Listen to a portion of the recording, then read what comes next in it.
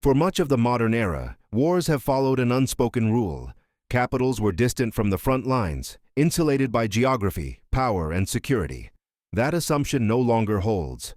The war in Ukraine has crossed a dangerous threshold after a covert strike reached deep inside Moscow itself.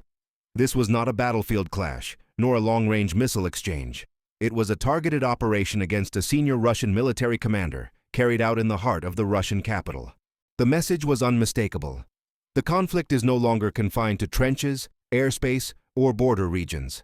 It has entered a phase where intelligence, secrecy, and psychological pressure rival conventional firepower. The idea of a safe rear area has begun to collapse. To understand why this moment matters, we need to examine what happened, how it was possible, and what it means for the future of this war, and modern conflict more broadly. The incident occurred late in the morning during what should have been a routine transit. A convoy carrying a senior Russian military commander was traveling along one of Moscow's central avenues, moving between official facilities. Without warning, a powerful explosion struck the lead vehicle. The blast shattered nearby windows, scattered debris across the road, and forced an immediate lockdown of the surrounding area. Emergency services arrived within minutes, sealing off one of the city's most heavily monitored districts. Russian authorities confirmed an attack had taken place and opened a criminal investigation. Early forensic assessments focused on the roadway and nearby infrastructure, pointing toward a planted explosive device rather than an aerial strike. This distinction matters. There were no drones detected, no missiles intercepted, no air defenses triggered. Whatever happened bypassed Russia's layered air defense systems entirely. Instead, it relied on access, timing, and precision. Military analysts quickly focused on the method used in the attack. A ground-based device carries a much lower signature than aerial weapons. It avoids radar systems, early warning networks, and the defensive architecture built to counter missiles and drones. But this approach demands something far more difficult: intelligence. To succeed, the perpetrators would have needed detailed knowledge of the commander's movements, route selection, vehicle configuration, and security routines. They would have required patience, surveillance, and the ability to operate undetected in one of the most heavily policed cities in the world. This is why the incident has shaken Russia's security establishment so deeply. The failure was not technological. It was human. It suggested either a severe lapse in counterintelligence or the presence of a highly capable covert network operating quietly over time. Who was targeted and why it matters. The targeted commander was not a symbolic figurehead. He played a central role in Russia's long-range aerial campaign, particularly the strikes aimed at Ukrainian infrastructure. These attacks targeted power grids, heating systems, and urban centers, especially during winter months. The strategy was designed to apply pressure not just on the battlefield, but on civilian morale and economic stability. Removing such a figure, even temporarily, disrupts planning cycles, command continuity, and operational rhythm. But the symbolic impact may be even greater. An attack on a senior military figure in Moscow challenges the assumption that those directing the war from afar remain personally insulated from its consequences. The response inside Russia was swift and severe. Security agencies launched overlapping investigations, with multiple institutions competing to demonstrate control. Senior officials were reportedly suspended. Protective protocols for elites were rewritten almost overnight. Routes, schedules, and communications were altered to reduce predictability. Layers of security were added, but at a cost: efficiency. Behind closed doors, the atmosphere reportedly shifted toward suspicion and blame. Military officials questioned security failures. Security services questioned military routines. Each side sought to deflect responsibility. Public messaging emphasized outrage, unity, and retaliation.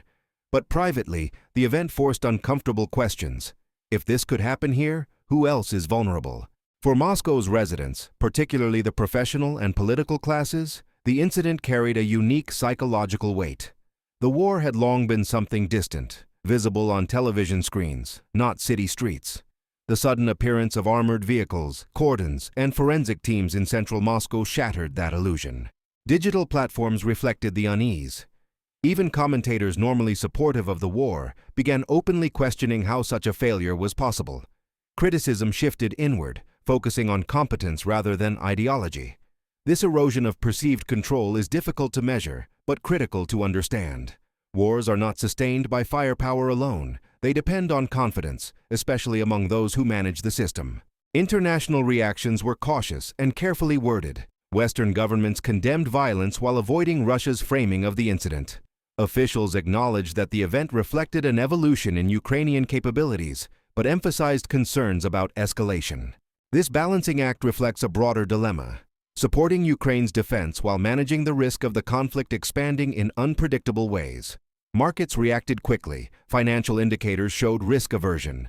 Energy prices rose on renewed concerns about instability. The perception of Russia as a volatile operating environment deepened. Russia responded with a calibrated show of force. Strikes were launched against Ukrainian targets, focusing on infrastructure and symbolic military sites rather than political leadership. The pattern suggested an effort to reassert deterrence without triggering an uncontrollable cycle of escalation. Domestically, security measures intensified. Detentions increased. Surveillance expanded. Movement became more restricted in key urban centers. These actions projected strength, but also reinforced a sense of siege, both externally and internally.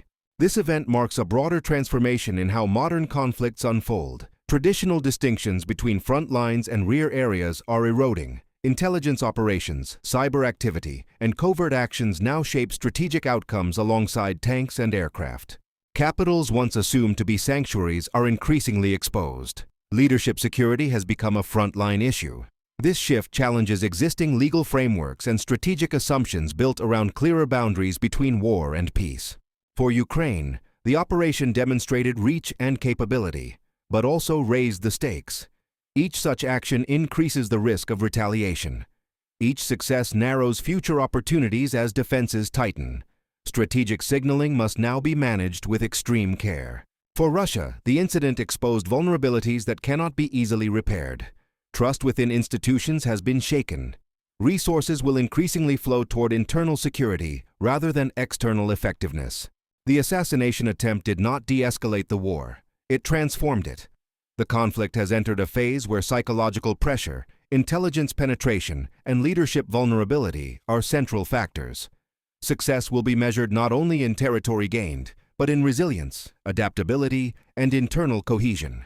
What happens next will influence not just Ukraine and Russia, but how future wars are fought, and how safe any capital city truly is in an age of hybrid warfare. The strike in Moscow delivered a clear message: distance no longer guarantees safety.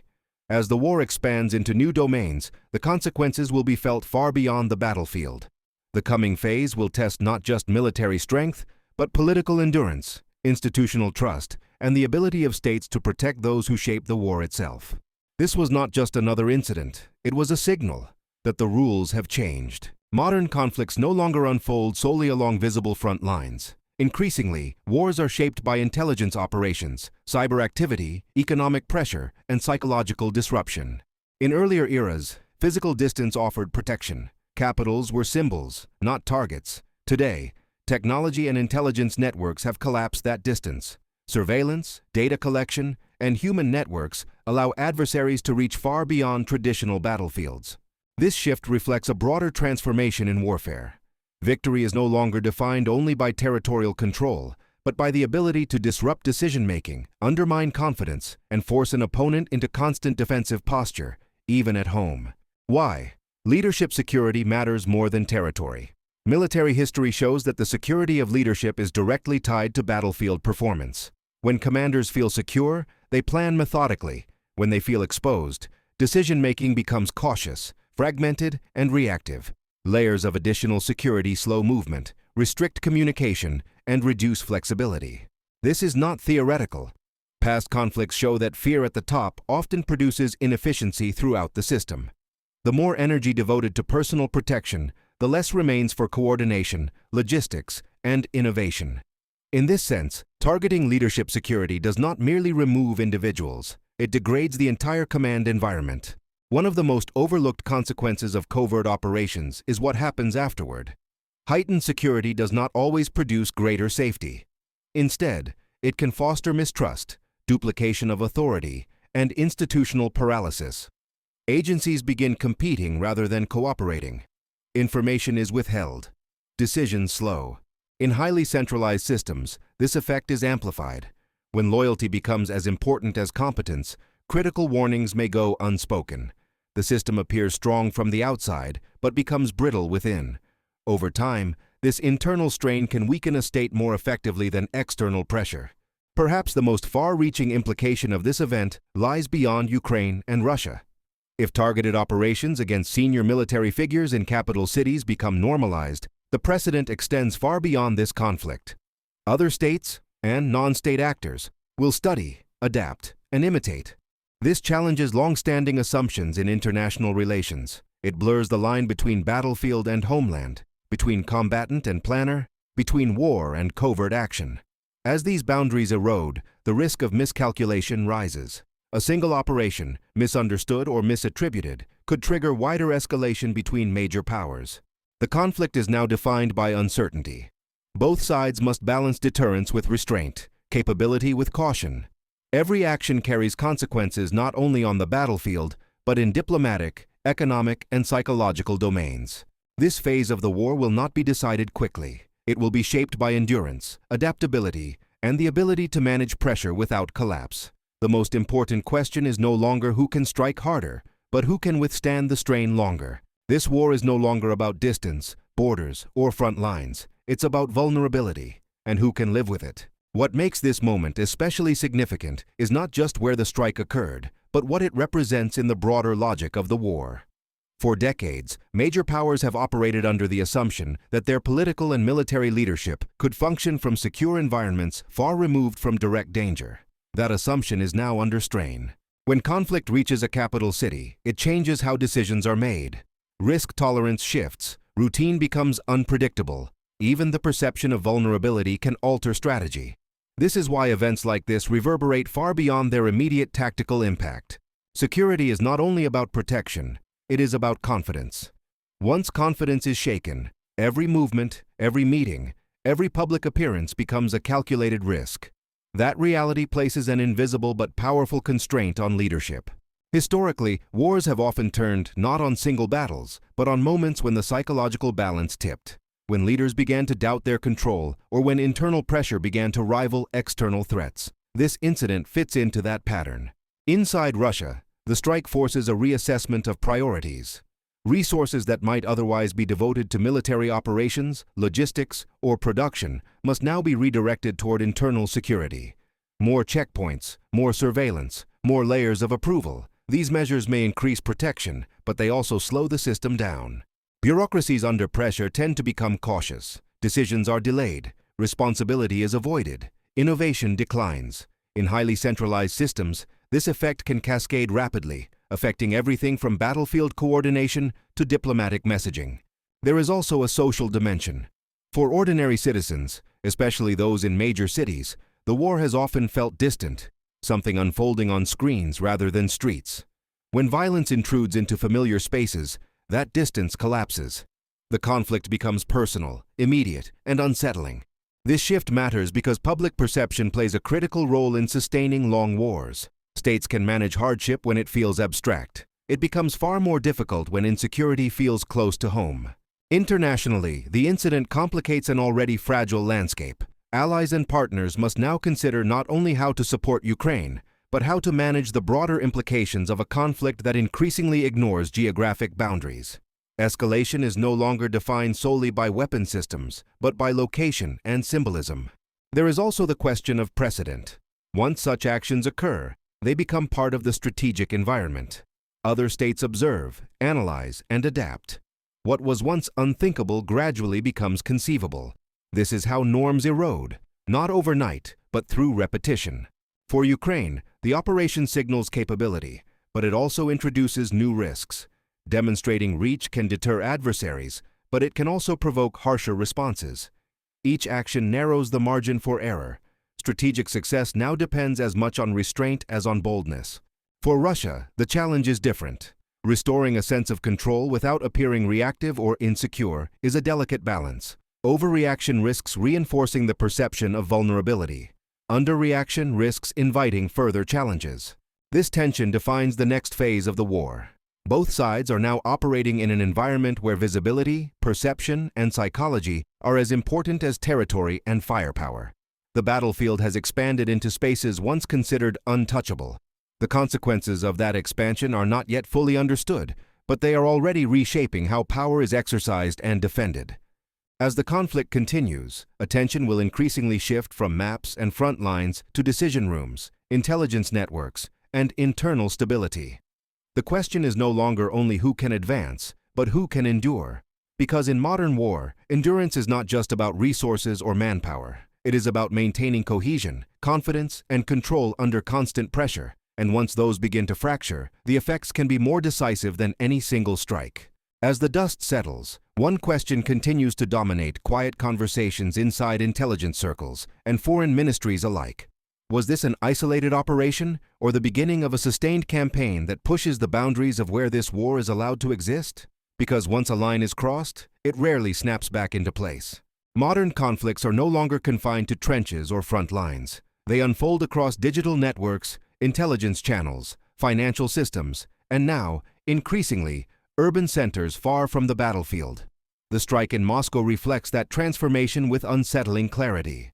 For years, the concept of deterrence rested on predictability. Each side understood which actions would provoke overwhelming retaliation and which would not. That clarity is now eroding. Ambiguity has become a weapon in itself. In that world, safety becomes relative. Capitals are no longer sanctuaries. Distance no longer guarantees security. Power is measured not just in armies or missiles, but in access, patience, and information. This is why the Moscow strike matters far beyond its immediate outcome. It is not simply about who was targeted or how. It is about what kind of world is emerging from this conflict. A world where invisibility is power, where uncertainty is leverage, and where the psychological battlefield may prove more decisive than the physical one. As the war grinds on, the central question is no longer just who will win, but what will remain intact when it ends. Institutions, norms, trust, stability, and whether the tools being used today will make future conflicts easier to ignite and harder to contain. So the question now is this: has the war entered a phase where no place is truly off limits anymore? And if so, what does that mean for the future of global security? Let us know what you think in the comments. If you found this analysis valuable and want deeper breakdowns of the forces shaping today's world, make sure to subscribe and turn on notifications so you don't miss what comes next. Because in times like these, understanding the story behind the headlines matters more than ever.